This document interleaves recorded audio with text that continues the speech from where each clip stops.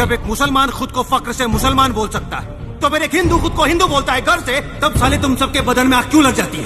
ये सेक्युलरिज्म का झंडा लेकर खड़े हो जाते हो। ऐसी फिल्में बार बार बननी चाहिए हिंदुत्व को लेके। बढ़ चढ़ के उस पिक्चर का हम जो है प्रमोशन करते हैं, देशवासियों से अपील करते हैं कि ऐसी पिक्चरें आप जरूर और अवश्य देखने जाएं।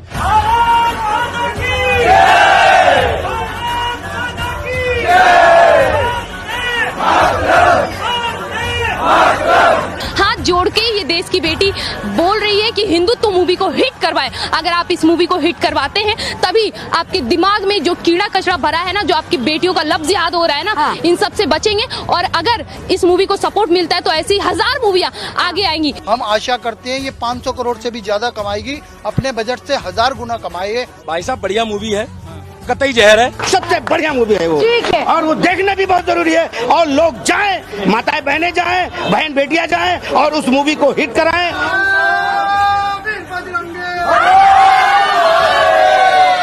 मैं विजय हिंदू सीपी के अंदर ही हिंदुत्व पिक्चर कम से कम 101 लड़कियों को फ्री ऑफ कॉस्ट दिखाऊंगा अपनी तरफ से। 4.5 रेटिंग दूंगा मैं भी। प्लीज सपोर्ट करें, हिंदुत्व मूवी हम सब के लिए जरूरी है। मैं आग्रह करना चाहती हूँ, जरूर देखें। पंडित का बेटा हूँ लेकिन लाठी चलाना जानता हूँ। जय श्री राम। जय श्री राम। योगेश अनंत कालिका सभी सुनने वालों को प्यार भरा नमस्कार।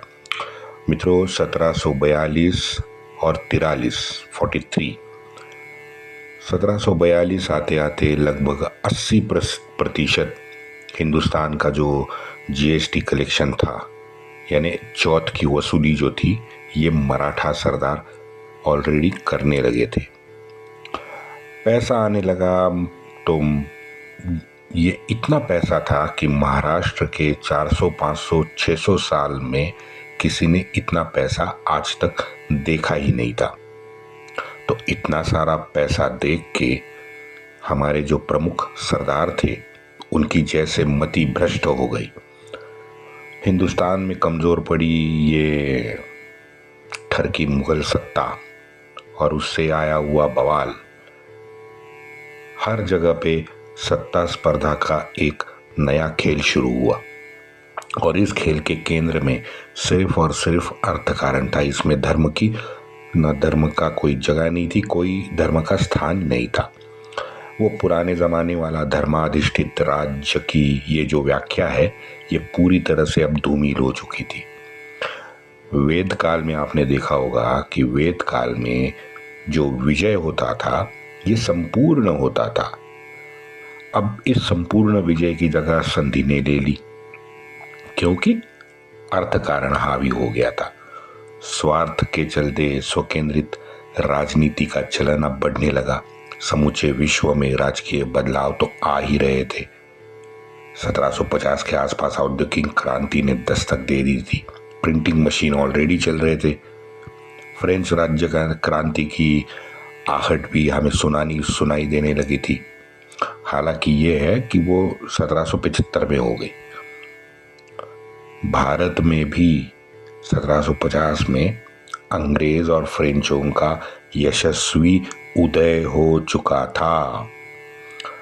तो मोटा मोटी 1743 से 1750 तक महाराष्ट्र में हमारे मराठे शाही के जो शासक थे शाहू, उनकी भी उम्र बढ़ रही थी, तो सांस फूलने की बीमारी उनको भी शुरू हो गई। शाहू के ये गंगा जमुना तहजीब वाला जो शाहू का बचपन से स्वभाव था, उससे समस्याएं ज़्यादा जटिल होने लगी। असंख्य विषय थे जो शाहू की चिंता बढ़ा रहे थे। लेकिन इसमें मैं शाहू महाराज को मित्रों ज़्यादा दोष नहीं दे सकता। मित्रों, शाहू महाराज की पूरी बाल्यावस्था शाहू ने दिल्ली में जनान खाने में पूरे 17 साल गुजारे हैं। जनान खाने में ही उसकी परवरिश हो गई। ये अपने संस्कार क्षम बाल्यावस्था जो शाहू की थी, तो उसे संस्कार तो इस्लामी मिल गए, तो असर तो होना था। और वही असर ये गंगा जमुना तहजीब वाला मैं जो कहता हूँ ना, उसका प्रभाव पूरे जिंदगी भर उसके निर्णयों पर पड़ा और उसके गंभीर परिणाम हिंदुस्तान के राजकीय पटल पे ऑलरेडी पड़े थे। मुझे लगता है शायद ये सब वजह है कि 1743 में अपने 60 वर्ष की आयु में शाहू गंभीर में बीमार पड़ गया। वो कहते हैं ना, शाहू ने खाट पकड़ ली बीमारी से। परिस्थिति इतनी गंभीर हो गई थी मित्रों कि नाना को प्रयागराज छोड़ के सातारा तुरंत लौटना पड़ा। वो तो दैव कृपा हो गई कि शाहू 1743 में बीमारी से बाहर आ गए, तंदुरुस्त हो गए। लेकिन इस बीमारी ने शाहू को ये समझा दिया कि भाई मेरा समय अब पूर्ण होने वाला, नजदीक आ गया है। लगभग मित्रों 1 साल शाहू बीमार बिस्तर पे लेटा हुआ था, तकरीबन 1 साल। 1744 में जाके वो बीमारी से बाहर निकला है। मराठा सरदारों का स्वतंत्र व्यवहार, घर में 2 जीवित पत्नियों में बढ़ते कलह से शाहू प्रचंड परेशान होने लगा। रोज उसको एक महल में खाना तो दूसरे महल में जाके सोना, ये रोज करना पड़ता था। वैयक्तिक कर्ज भी शाहू पे चढ़ गया था। खजाना खाली था क्योंकि मराठाओं ने कोई नया अभियान मराठे शुरू ही नहीं कर सके थे। नाना भी शाहू के सेहत के चलते बहुत चिंतित था। नाना ने सारा उत्तर और पूर्व हिंदुस्तान का जो कारोबार है वो अपने अधिकारियों पे छोड़ा था। और हमको मालूम है कि अगर ब्यूरोक्रेसी के हाथ में हम जब सत्ता देते हैं तो ब्यूरोक्रेसी उसकी पूरी की पूरी वाट लगा देती है। नाना पुणे और सातारा से बाहर कहीं जा ही नहीं सका। 1744 और 1745 मराठे शाही के दृष्टि से और राष्ट्र उत्थान की दृष्टि से ये पूरे के पूरे बेकार गए हैं। 1746 से शाहू के मृत्यु तक यानी 1750 तक समस्याओं ने अत्यंत गंभीर रूप धारण कर लिए। शाहू अब बेबस हो चुका था। शाहू रात में सोए हुए अनाप शनाप बातें भी करने लगा था। कभी कभार उसने करना शुरू भी की था। इसका मतलब है उसका कंट्रोल उनमें बीमारी उस पर हावी होने लगी थी। मित्रों, ये सारे लक्षण हमें मालूम है कब दिखते हैं कि शायद ज़्यादा सोचने से, चिंता करने से ये ऐसे हो सकता है। मेरे तो ख्याल से ये हाई बीपी का मामला है। शायद यही बीमारी थी शाहू को जो ज़्यादा बढ़ने लगी थी। शाहू अपने दोनों पत्नियों के विषय में पूरा का पूरा हतबल हो चुका था। सगुणा बाई से ज़्यादा ये सकवार बाई जो थी ये बड़ी चाणाक्ष थी। वो अब प्रत्यक्ष राज्य कारभार जो था उसमें हस्तक्षेप करने लगी थी। अब नियति भी उसके साथ आ गई जब सगुणा बाई बीमारी से गुजर गई।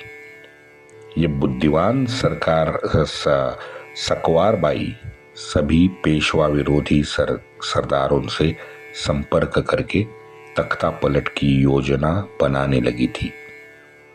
अच्छा, ये अकेली नहीं थी। वहाँ वो हमारी बूढ़ी राजमाता ताराबाई अभी भी जिंदा थी। वो कोल्हापुर के बूढ़े संभाजी वो भी अभी जिंदा थे। तो इन दोनों बूढ़ों को सत्ता के सपने आने शुरू हो गए। यहाँ पे ये संभाजी की पत्नी जिजाई का उल्लेख मैं करना चाहता हूँ, क्योंकि ये संभाजी की पत्नी जिजाई जो थी, कहते हैं कि जिजाई सबसे योग्य शासनकर्ती साबित होती अगर उसके हाथ में मराठी शाही आ जाती। पराक्रमी थी, शस्त्र निपुण थी, पढ़ी लिखी थी, तो राजनीतिक तज्ञ भी उसे माना जाता है। तो इस जिजाई ने अपना स्वतंत्र खेल, सत्ता का खेल ऑलरेडी शुरू किया था। रघु जी तो मौके की तलाश में 20 साल से भटक रहा था। 21 अक्टूबर 1943 के एक पत्र में नाना ने स्पष्ट तौर पे रामचंद्र पंत को लिखा है कि स्वामी के महल का यानी स्वामी के पत्नियों का खर्चा बेफाम है। मजे की बात यह है मित्रों कि दोनों पत्नियां खस्ता हालत के लिए पूर्ण जिम्मेदार नाना को मानती रही, मरते दम तक मानती रही। और एक बहुत बड़ी चीज 46 से 50 तक हो गई है 4 साल में, और वो वाकया है राजपूत मराठाओं का संबंध बिगड़ जाना। ये सबसे बड़ी घटना थी मित्रों। मैं बात कर रहा हूं जयपुर सिंहासन के, और इसमें सबकी भूल चूक है, सबका स्वार्थ है। चंद्र कुंवर को दिया हुआ वचन विवाह के वक्त जब 1708 में जय सिंह की शादी चंद्र कुंवर से हुई तो उसने दिया चंद्र कुंवर को मेवाड़ राज्य को दिया हुआ वचन जय सिंह ने नहीं निभाया है। अपने वरिष्ठ पुत्र को वचन निभाने का जिम्मा भी उसने नहीं सौंपा। ये जय सिंह की गलती थी। ईश्वर सिंह सत्ता में आ गया, सत्ताधीश हो गया। उसने माधो सिंह से 24 लाख रुपए सालाना आमदनी का एक इलाका देने का वादा किया था, वो ईश्वर सिंह ने नहीं निभाया। ये दूसरी गलती। जय सिंह के रहते उसके सामने माधो सिंह को उसके जो मेवाड़ के मामा थे, मेवाड़ नरेश जगत सिंह, उन्होंने उसको एक रामपुरा परगना अपना दे दिया था और उसके बदले करार ये था कि आप रामपुरा क्षेत्र ये आपके कब्जे में होगा और उसके बदले आपको मेवाड़ की सेवा करनी पड़ेगी। और ये करार को अनुमति जय सिंह ने खुद दी है, खुद जय सिंह ने इसकी ये दी है, परमिशन दी है। तो 1746 आते आते अपने भांजे के अधिकार के लिए जगत सिंह ने ईश्वर सिंह के साथ युद्ध छेड़ दिया। ईश्वर सिंह ने तुरंत शिंदे होलकर की मदद मांगी, तो नाना से विचार विमर्श उन दोनों ने किया तो मराठाओं ने उसको अनुमति दे दी। माधो सिंह का इन संयुक्त फौज ने पराभव किया।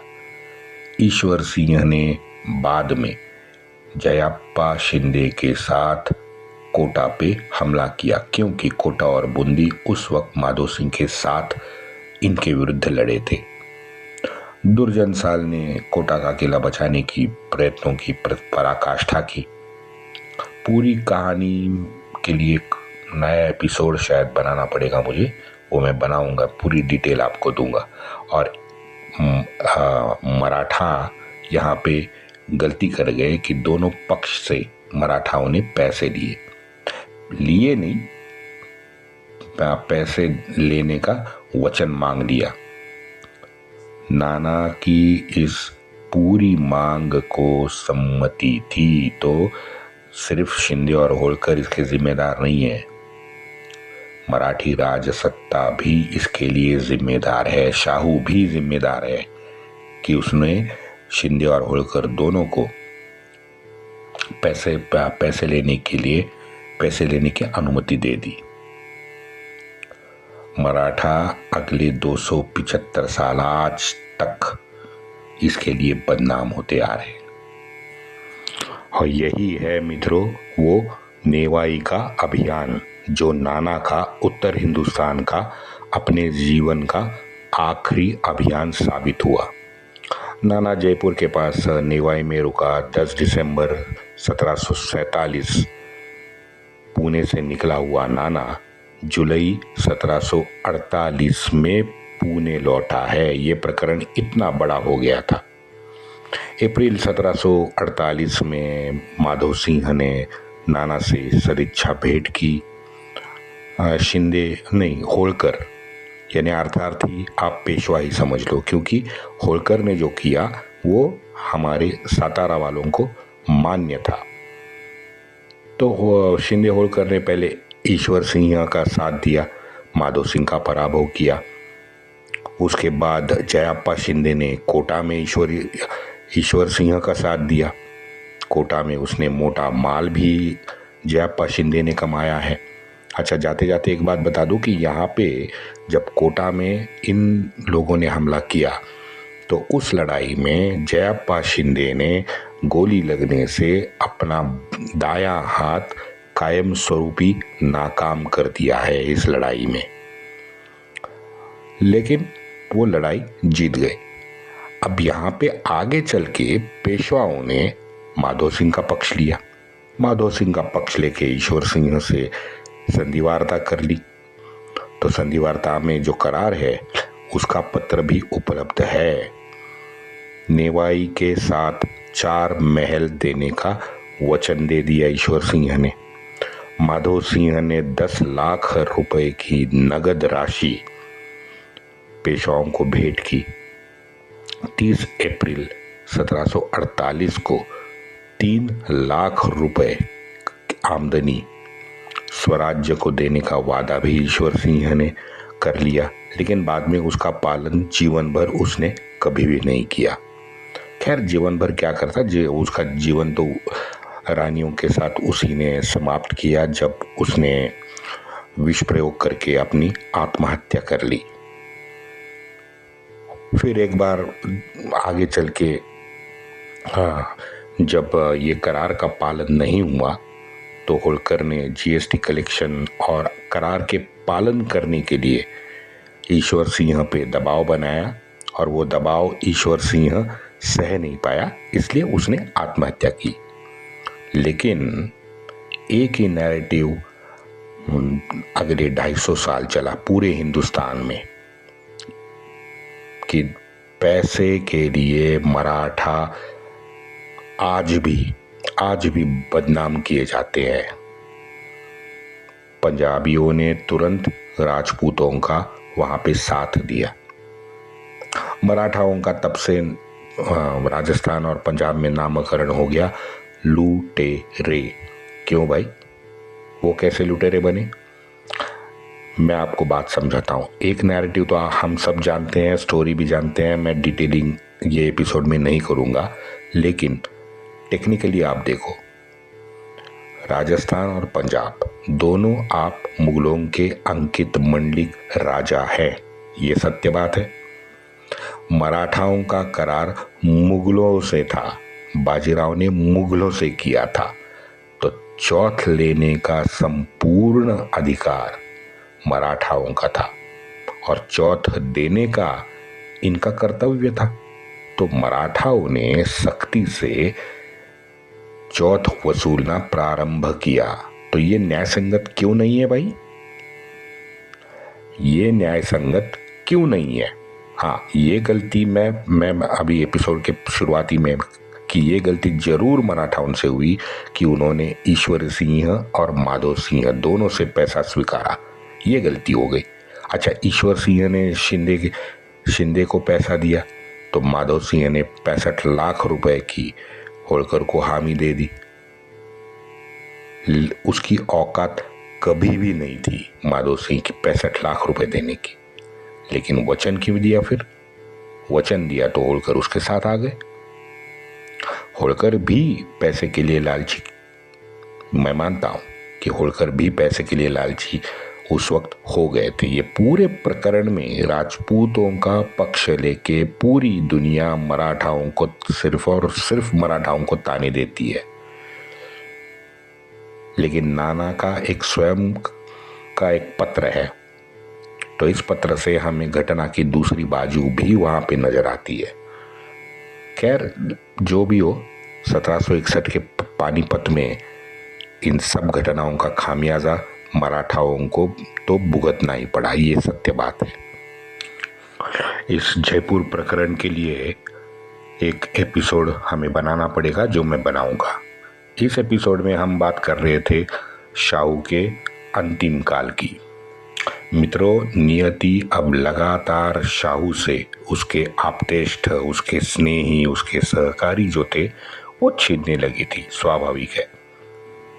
तो उन सहकारी आप्तेष्ट को जाते हुए देख के हमारा ये जो नेमस्त सेक्युलर मराठी राजा था ना, वो निराशा में चला गया।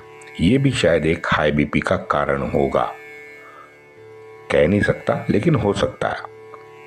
मित्रों, आर्य चाणक्य ने राजा के गुण बताए हैं। अब अगर वो प्रमाण मानिए तो उस गुण के मुताबिक शाहू का व्यवहार कतई नहीं था पूरी जीवन भर। सही समय पर अत्यंत कठोर निर्णय लेने की जो क्षमता थी वो शाहू गंवा चुका था।